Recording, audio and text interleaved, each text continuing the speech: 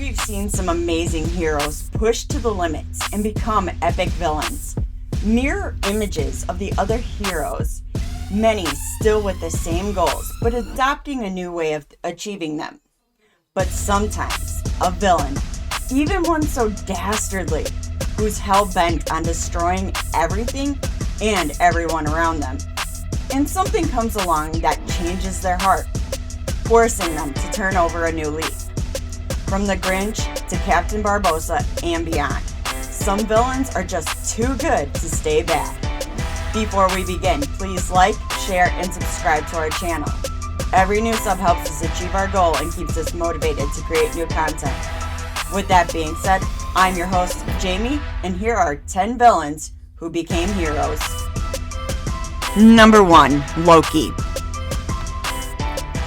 Tom Hiddleston brilliantly portrays the god of mischief, Loki, in the MCU films, and his character arc is the best one in the whole series.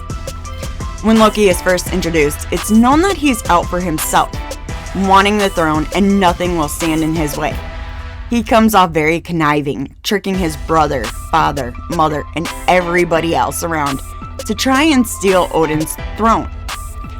After some time, Loki decides he just wants to rule Earth and ends up battling it out with the Avengers. However, in Thor Ragnarok, Loki teams up with Thor to prevent their sister Hela from destroying Earth.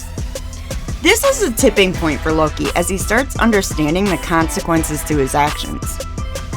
As the Loki series starts up, he's full on into his villain era, taking a step back to Avengers time for a minute. However, in the second season and after Endgame, Loki is now working with the Time Variance Authority to bring all these timelines back together, constantly traveling back in time and try to get one timeline back in place, the sacred timeline. Well, he learns that no matter what he does to correct the problem, it's really not working. This is when Loki decides to sacrifice himself to the heart of the universe, holding it all together by the branches he's holding and wearing. Loki at the end just wanted friendship and relationships. He didn't want a throne anymore. But in order to save the lives of those he loves, he paid the ultimate price, protecting them all at any cost to himself. His quote-unquote glorious purpose, which ironically is the title for the pilot and last episode of the series. Hiddleston brought such intense emotions to the screen as he's listening to the friends and love of his life, with tears welling up in his eyes and the heartbreak all across his face. The imagery that accompanies these final scenes is solemn yet empowering, especially considering it's dark and gloomy, but the throne he sits on just shines brighter than before. All the branches swaying with life, with the colors of hope entwining Yggdrasil. All of this ties together as the finality of Loki's villain era turned to hero is on display, and it's absolutely stunning.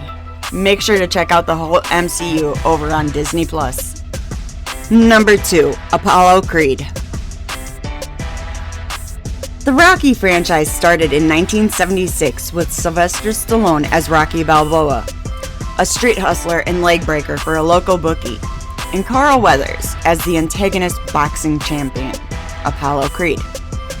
Apollo Creed is this egocentric character who wants to establish a legacy, and so when other champions decide they don't want to fight him, Apollo gives a press release stating that he'd give one person from Philly a chance to go toe-to-toe in the ring with him. Apollo does nothing but antagonize Rocky during his training, mainly trash-talking him on television and in the papers, even telling his manager he'll knock Rocky out in the first 3 rounds. However, this man's ego gets bruised and battered when he finally does take on Rocky, the first person to ever go 15 rounds with him. By the second film, Apollo is adamant that he's gonna have another match with Rocky, saying he got lucky and it won't happen again. The two end up going head to head again, dancing their way through the 15 rounds, with Apollo telling Rocky that he's going down. But Rock keeps coming at him. The 15th round ends with a knockout by Rocky and ends it up being Apollo's first professional loss, making him retire. His turning point is in the third film, where Rocky has to fight Clubber Lang, a brutish and violent contender who's more arrogant than Apollo ever could have been. After Rocky loses to Lang, Rocky's manager dies, to which Rocky gives up all hope. That is, until Apollo goes to talk to him. Apollo decides to help train Rocky so that he can have a rematch and put Lang in his place. Apollo and Rocky end up forming a friendship which helps both characters get what they want. For Rocky to become champion once again, and for a friendly sparring match between the two. The film ends in a friendly exhibition rematch between the two friends, which ends in a cliffhanger that isn't answered until 2015's Creed, so I won't spoil that if you haven't seen it. The final moment that turns Apollo into a hero is in the fourth film, when Apollo comes out of retirement to challenge Ivan Drago from the Soviet Union to an exhibition match, trying to prove that America has the better boxers. Unfortunately, Apollo is pummeled to death by Drago in the match, dying in Rocky's arms in the middle of the ring. This is more of an enemies to friends kind of tale that ignites more fire in Rocky as he continues to be the best, knowing he had a true friend and mentor in his corner. The emotions in the final scenes with Apollo are so visible, I started crying. For an epic tale of Rocky and Apollo, make sure to check the franchise out over on AMC Plus, Philo, Sling, Prime, Fandango, or Apple TV. Number 3, Severus Snape. To me, it's very odd when people say they never saw a Harry Potter film, but then I remember they first came out 20-something years ago, leaving a whole generation who has yet to experience that magic. And one of the biggest twists ever in entertainment. So the premise of the story is simple as Harry Potter is an orphan, sent to live with his evil aunt, uncle, and cousin when he's accepted to Hogwarts School of Witchcraft and Wizardry. But also learns about the wizard who killed his parents, Voldemort. What shocked me the most was when we learned the truth about the potions professor Severus Snape. Throughout the entire series, it seems that Snape is out to get Harry, often recalling how Harry's father was this pompous jerk who tortured Snape when they were in school. Snape is very short with Harry, often dishing out detentions and overall just being mean to him, causing Harry and his friends to believe he's a Death Eater, a person who follows Voldemort.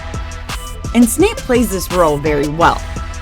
However, in Deathly Hallows Part 2, we learn the truth of who Snape really is.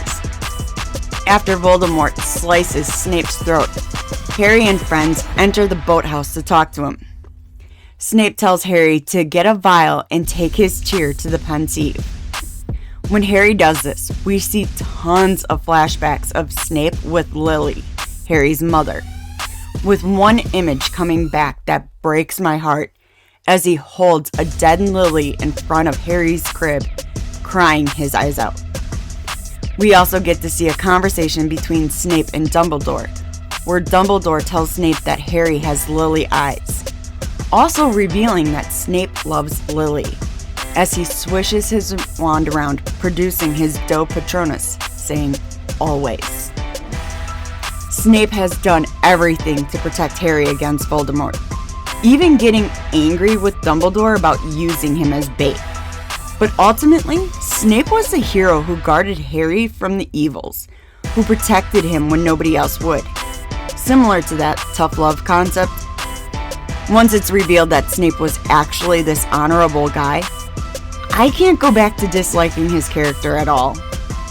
All the little comments and actions you see from Snape are from the eyes of Harry, and he assumes Snape's out to get him because of his father. But that realization of Snape being the hero really ties his character together. I know there's talks of rebooting Harry Potter, but I don't think they'll be able to capture the essence of Snape's character with another actor. Alan Rickman nailed this part so perfectly. Studios have their work cut out for them as they have big shoes to fill. In the meantime, you can check out all of the Harry Potter movies over on Max, Hulu, Roku, Prime, Apple TV, Fandango, Google Play, or Peacock. Number 4. Anakin Skywalker. Star Wars blasted into theaters in 1977 with A New Hope, where we were introduced to our beloved characters, Luke, Leia, Han, and Chewie. And we were also introduced to Darth Vader, the personification of evil leading the Imperial Army on a hunt across the galaxy for rebel opposition. However, George Lucas gave us episodes 4 through 6 in the late 70s to mid 80s, where we got to witness Darth Vader's redeeming moment before we ever knew more about Anakin Skywalker's early life. In 1999, we got Anakin's story, as he was in a slave colony who was wanting to be a great racer, even entering a race to gain his freedom. Qui-Gon Jinn, a Jedi Master, senses that the Force is strong in Anakin and wants to take him to train him to be a Jedi.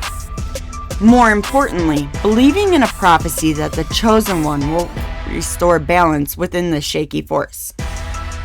As Anakin ages, he also starts developing feelings for one of the handmaidens that's traveling with Obi-Wan, Qui-Gon Jinn's former apprentice, who turns out to be Queen Padme. Obi-Wan tells Anakin that attachment is forbidden as it can lead down a path to the dark side. But Anakin doesn't take heed to his warnings. Padme and Anakin get closer as the films go on, eventually marrying each other, and Padme ends up pregnant. Now, at the end of The Revenge of the Sith, Padme gives birth to 2 kids, a boy and a girl, and dies, which leaves Anakin heartbroken as he believes they all died, and turns to the dark side. At the very end of the film, we see the beginning of Darth Vader. Then we get the original films where Vader is trying to destroy the Republic and make sure that his tyranny takes over, killing anybody and everybody standing in his way. It isn't until The Empire Strikes Back that we see any kind of connection between Anakin and Darth Vader, when Vader tells Luke that he's Luke's father. Luke now has this existential crisis. Everything he's known up till that point is a lie. The stories he was told by an older Obi-Wan led Luke to believe that his father, Anakin, was a major force of good in the rebellion, and that Darth Vader had killed him.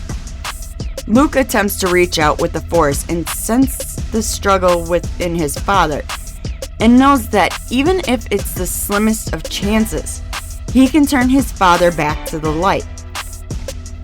In Return of the Jedi, while Luke is being tortured by Emperor Palpatine, Vader realizes his love for his son and that evil that the Emperor represents, and decides to act.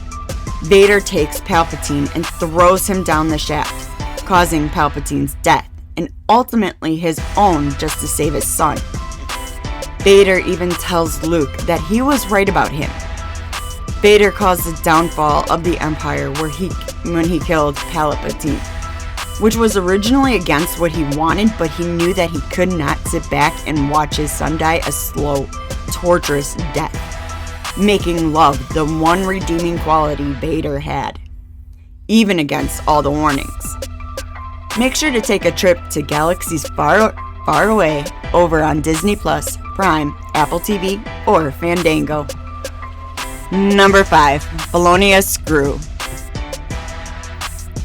2010 brought Minions to mainstream media with the hit film Despicable Me. Bologna Screw battles with his arch-rival, Vector, who just recently stole the Great Pyramid of Giza. This upsets Screw and plots to steal the moon.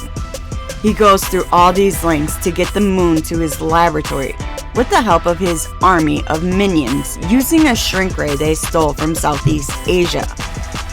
Vector seems to be one step ahead of Gru as he steals the shrink ray and hoards it in his laboratory, and Gru needs it back. Noticing that 3 orphan girls are selling cookies to Vector, Gru decides to adopt them, claiming he's a dentist, and uses the girls as a distraction for Vector, which works, so Gru has the shrink ray back, and plans to steal the moon are now in motion. What he didn't anticipate was that Vector would kidnap the girls to get the moon for himself. Gru goes to Vector's lab to hand over the moon, but Vector refuses to release the girls, taking them in his aircraft to get away. During this time, the minions and Gru's assistants realize that the effects of the shrink ray are only temporary, and the girls are now in mortal danger. Gru, his assistant, and the minions all figure out a plan and go to rescue the girls, just before the moon returns to its normal size and shoots up through the atmosphere, taking Vector with it. Gru realizes that these girls are more than just a distraction and wants to keep and protect them, learning that love is more beautiful than anything he could ever steal. It's such a heartwarming story that I think you'll love, so go and enjoy this villain to hero tale over on Netflix, Prime, Google Play, Apple TV, or Fandango. Hey guys, thanks for checking out our channel. We hope that you're enjoying all of our content. Make sure to like, share, and subscribe to the channel. Don't forget to ring that bell icon to stay up to date with our latest releases. If you want to support us even further, there are numerous ways. First, check out fatninja.shop, our very own merch store where we sell t-shirts, hoodies, hats, shoes, and more, featuring our logo and other designs. You can also join our Patreon, linked in the video description. Last but not least, we have officially launched the YouTube membership program. At only $4.99 a month, you'll get access to our monthly newsletter featuring reviews, previews, and exclusive behind-the-scenes information about our upcoming projects and videos. You also get a nifty little badge and special emojis that you can use during our upcoming live stream chats. And if you're a member of our Discord channel, you'll get access to a special role which gives you even better access to the Fat Ninja staff and the chance to enter a monthly prize drawing as well as a shout-out at the end of our videos. The prize drawings will only begin once we have reached our goal of 50 members. Finally, you'll also be gifted a special coupon code good for 20% off any item from our store. We appreciate each and every one of you and are incredibly thankful for your support. Each new subscriber and member helps us achieve our goals and keeps us motivated to create new content each week. Thanks again. Take care. Number 6. T-800. Well, originally in the 90s, we met a reprogrammed version of the T-800 sent back in time to protect John Connor, as well as in the 5th film, Genesis. It wasn't until 2019 when we got a Terminator who actually decided for itself what it did was wrong and felt actual remorse, deciding to do good. Arnold Schwarzenegger and Linda Hamilton reprised their roles as T-800 and Sarah Connor in the 2019 film Terminator Dark Fate. Everything in this film disregards anything after Terminator 2 Judgment Day and takes a new route in history. In the year 1998, T-800 came back and killed John Connor, who was supposed to be the leader of the Resistance. However, with John gone, Sarah takes on the burden of making sure no more Terminators come back. Well, in 2020, she ends up in Mexico saving some other people. When Sarah reveals that a few years after John's death, she began getting messages telling her where Terminators are going to appear, with the closing on each message being for John. This leads to more questions among the new people in Sarah's life, and they track down these messages to a house in Laredo, Texas, where Sarah comes face to face with her son's killer. The T-800 became self-aware and adapted to life here after he no longer got orders from Skynet, and took on the name Carl, even adopting a family. As we learn more about him, we find out that he's been the one secretly sending coded messages to Sarah, alerting her of the time incursions and such. The group ends up in a battle with the newest Terminator, and Carl ultimately destroys it and himself by throwing both of them off a ledge into a power core that explodes. This leaves the remaining threat to just be the AI program, Legion, as the group begins to prepare for that upcoming battle. I will say, it was interesting to see a different path to the future than what we originally got. Even if it divided audiences by killing off John Connor, the fight continues to rage on deep within Sarah. And having the T-800 actually display a conscience is something seldom explored in the series. Make sure to take some time to enjoy this sci-fi adventure over on Hulu, Google Play, Apple TV, Fandango, Prime, TNT, or TBS. Number 7. Riddick. The iconic Richard B. Riddick, yes, he has a first name, played by Vin Diesel, has an entire franchise devoted to his character, including 1 short film, 3 video games, 2 TV shows, 2 comics, 3 films, and a 4th on the way.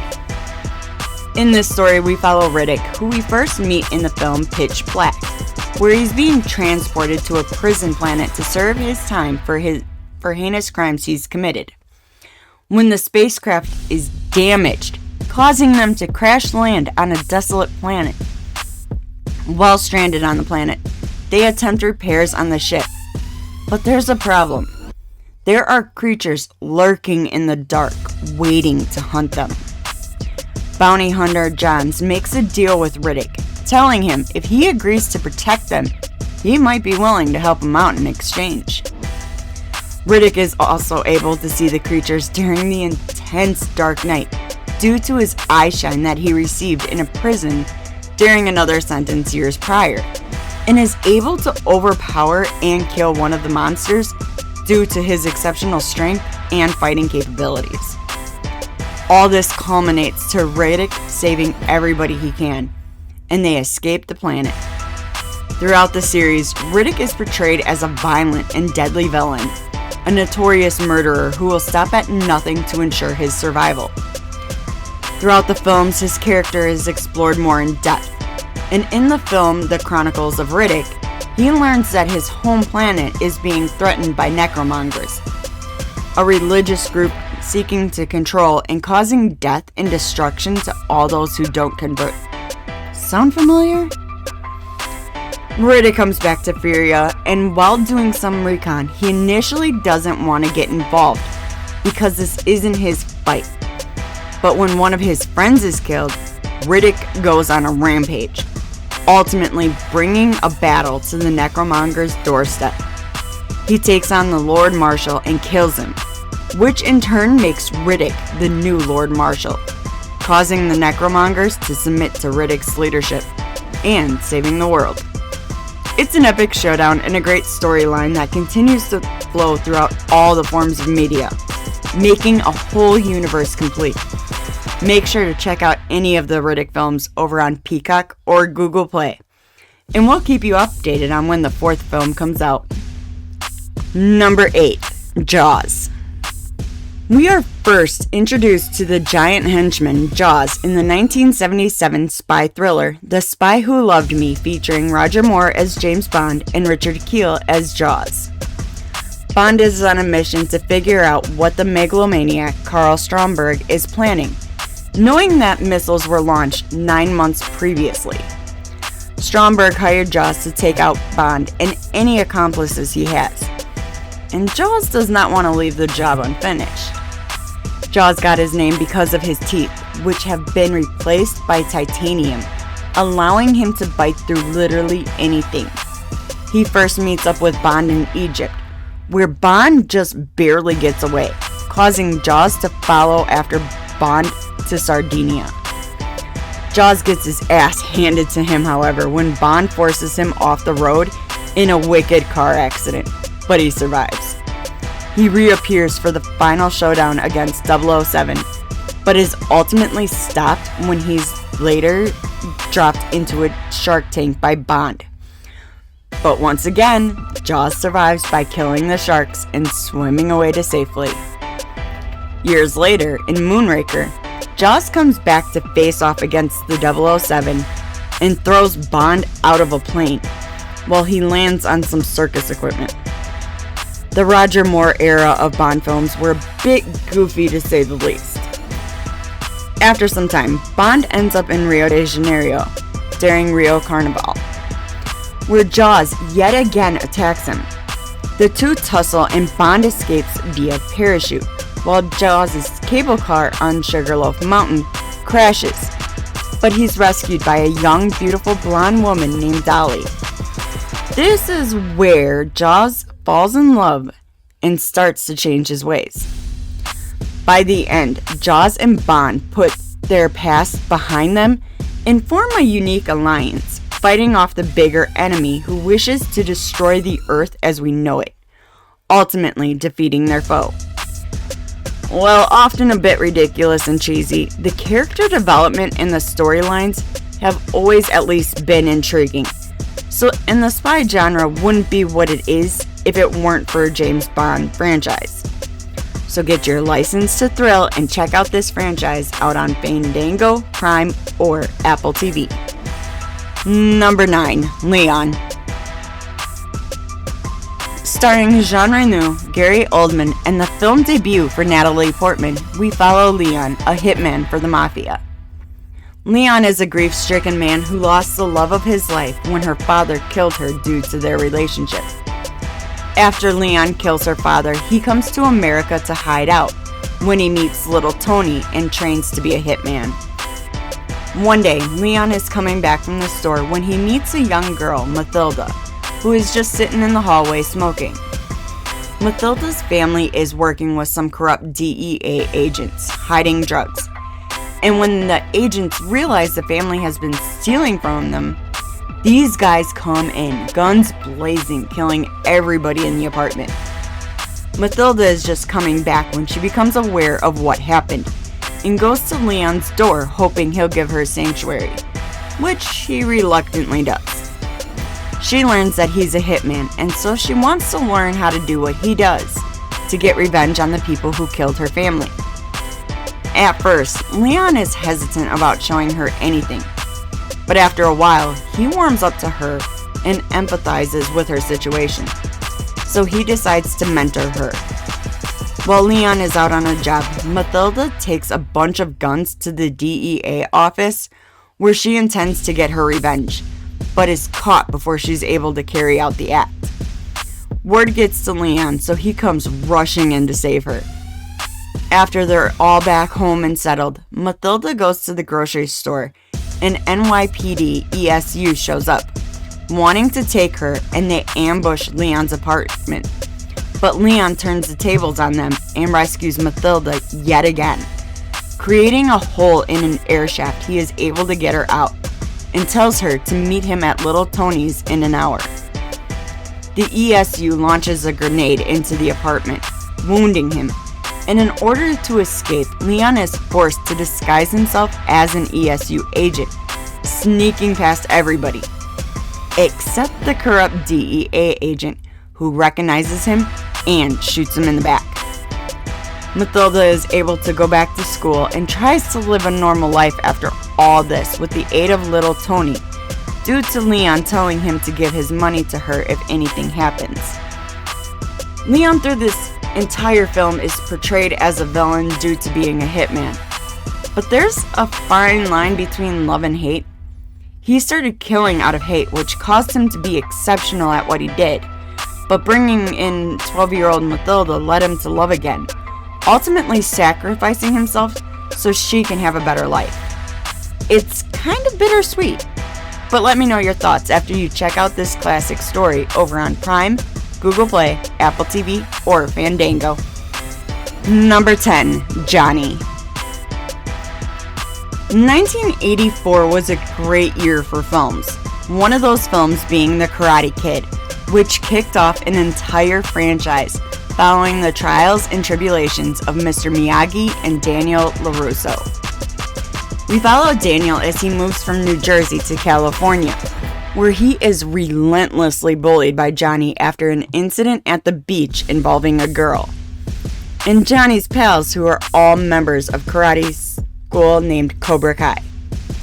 One night, Mr. Miyagi intervenes as Johnny and his friends beat up Daniel, making Daniel want to learn karate from him. However, Miyagi doesn't want to teach him because Daniel wants to learn how to fight in order to hurt the other kids, rather than to just defend himself. Instead, Miyagi attempts a peaceful conversation with their sensei to get the boys to stop. But Sensei Kreese lives by the coda: strike hard, strike fast, no mercy. So the two decide to battle it out in the local karate tournament, which all comes down to the final fight where Daniel is able to defeat Johnny. After losing, Johnny realizes that Kreese's teachings were skewed, making Johnny respect Miyagi and Daniel more. Decades passed, and Johnny, now in his mid-40s, is living as an alcoholic and maintenance man. Kinda like Miyagi, battling his own past demons.